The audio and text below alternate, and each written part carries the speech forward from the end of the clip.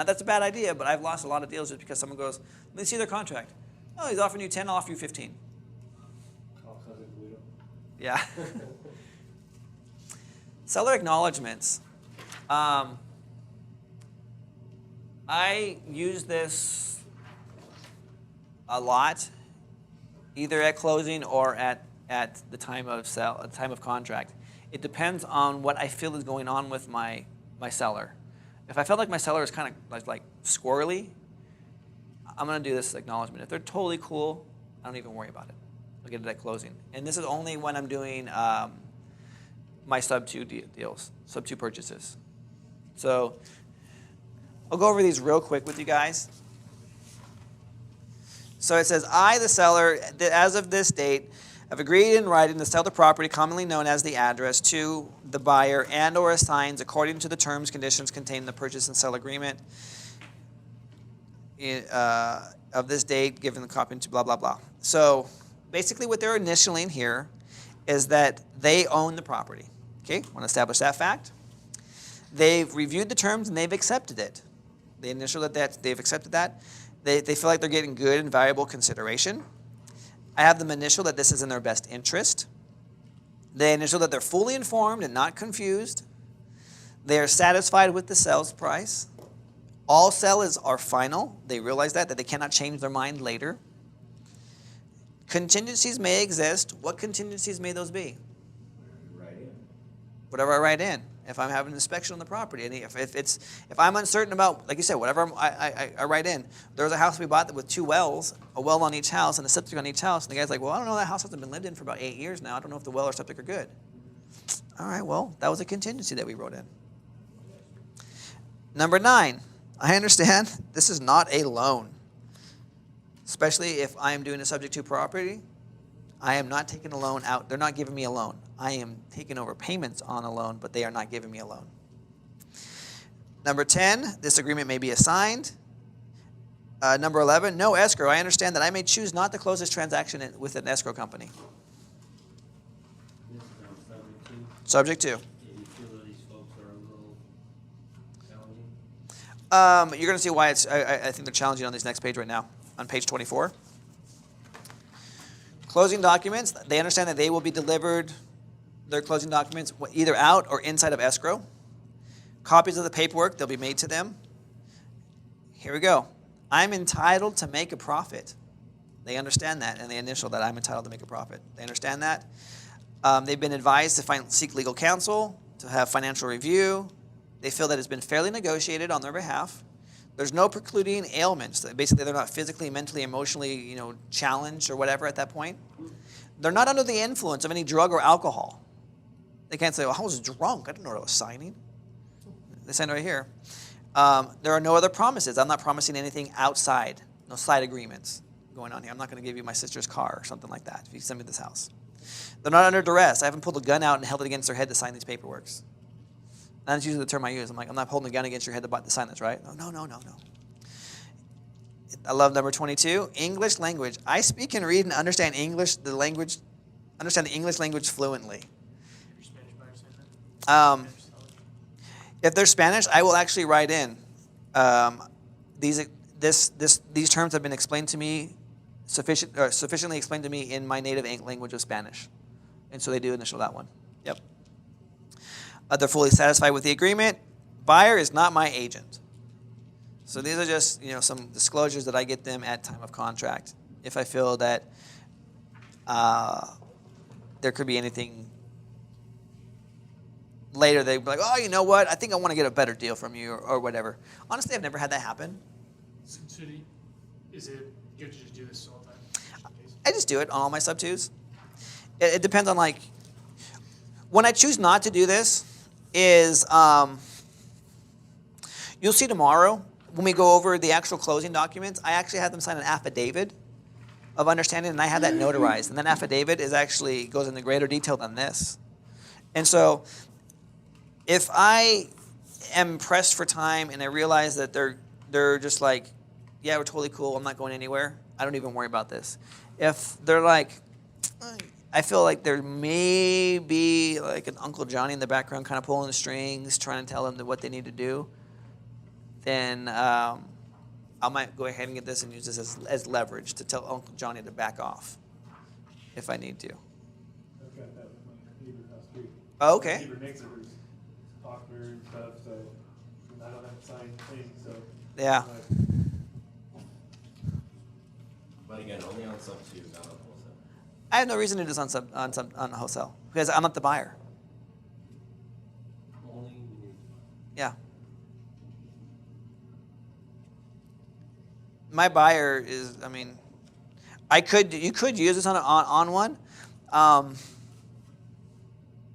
you're protecting your buyer in that case. My buyer's protected either way because he's in a contract. My buyer will sue for breach of contract if the person decides to back out. My buyer has no problem exercising his right to get a property. Let's say you don't know who your buyer is. If I don't know who my buyer is, I'm not worried about it. No, it wasn't meant to be, man. If they wanted to be a squirmy buyer or seller at that point, then I'll go on and I'll find another property. But you could do this and possibly save it.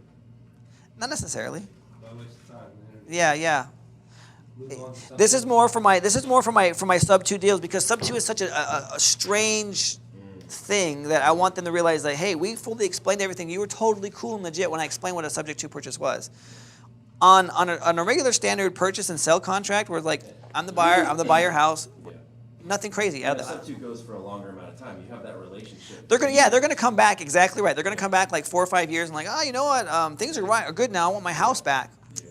I'm sorry, all sales are final. You knew that, which is why now I have an affidavit that's notarized instead of just doing this. So, just on the front end, if I feel like I need to, I can. Because sub 2 guys, sometimes they're in bad situations. They're like talking to all kinds of people. Crazy investors are coming out promising them the world, and obviously I've told you the story about this lady that was she was a probate deal, and the seller promised or the buyer told her that he was going to do it, and he realized that there was a solar lien on the property, and because of the solar lease, he backed out in the 11th hour, and it went to foreclosure. And she was in tears, and she came to me like a week before I was supposed to go. Obviously, I bought the house, but I was like, I couldn't believe it. For literally 9 months, this dude dragged it on. Almost, no, not 9 months, 6 months. He dragged it on and dragged it on and dragged it on. Oh, yeah, we're getting ready to close. Oh, yeah, I got to figure this thing out. Oh, yeah. How do you go on for 6 months? How does a seller allow somebody to do that to themselves? She's a no-better.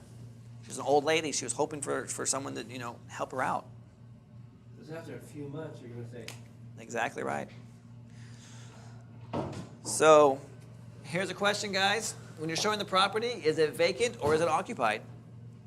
You need to know this. Did you get a key? So you have the property under contract. Bless you. You're marketing it. Is it vacant? Do you have a key? Do you make arrangements if someone's living there? Are you placing signs in the yard around the property? Do you have a buyer already in mind?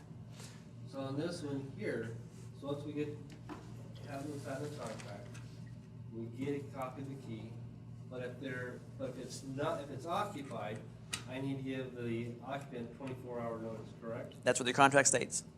Okay. Yep. And then if it's vacant, I just go ahead. Yep. There's another form too that I just found that explains the civil code to the occupant that allows you to come in during business hours with 24-hour notice if they refuse. I have that notice as well. I just found it. I didn't know it existed. Yeah. I have that notice, guys. I'll give you that notice as well. I believe you already have it in your pack for when it comes to on the back end office stuff. But if you don't, I'll make sure it's included. It was interesting. I had no idea. No one I know knew. It has to be within business days, working in business hours with 24-hour notice. 8 to 5 Yep. business hours, Cool. business days. Any questions? No. Okay. So what we still have to cover, going forward, tomorrow, is we are going to cover marketing the property. So if you remember the steps, let me show you this where we're at.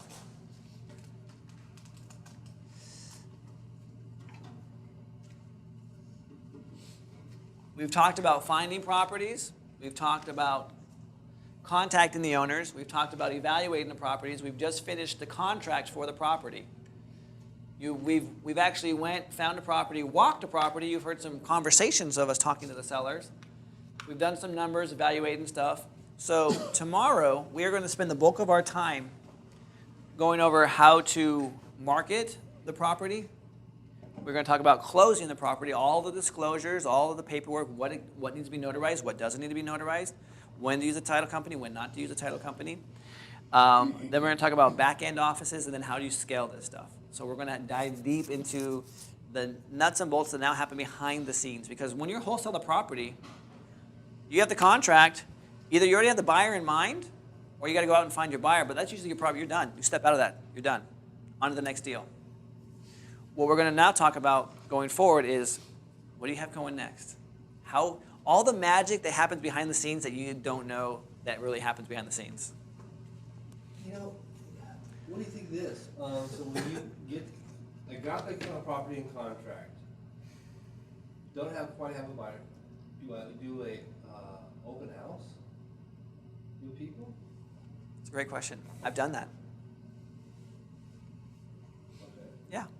We'll talk about that tomorrow. It's a great question. So tonight, guys, dinner is on me. We're going to the Ranch House. It's one of the best steak places here in the area. It's just my way to say thank you for investing in yourself and everything. So we have reservations at the Ranch House tonight.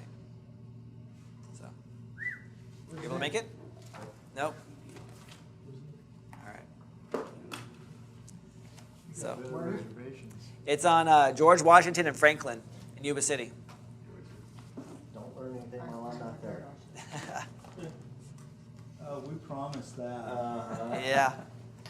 You know how that goes. That's a guarantee So, right I have a there. quick question. It's on yours? Or that's right, you left yours alone. On the Springville house. Yes. I just thought about this. Okay. So the $10,000 lien for the water, can they foreclose on that? Oh, a utility bill cannot foreclose. They can't. And that's why they attach it to the property, so that whenever someone buys it, reinstates that loan or whatever, they have to pay that in order to get, that's why it's like some crazy amount of money.